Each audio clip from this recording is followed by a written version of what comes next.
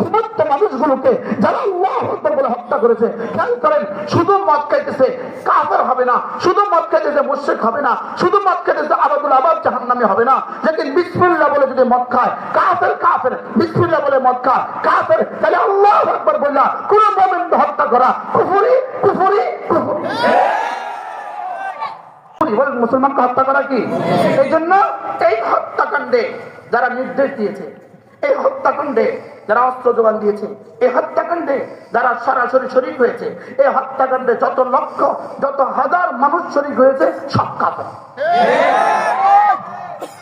হ্যাঁ, আমার সমাজের এটা আছে বন্ধুরা, যারা ওখানে শরীক হয় নাই, যারা এটাকে দিল প্রাণ দিয়ে মানে না, গ্রহণ করে নাই, এটা কাফের নয়।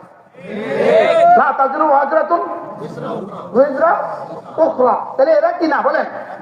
এরা কাফের না।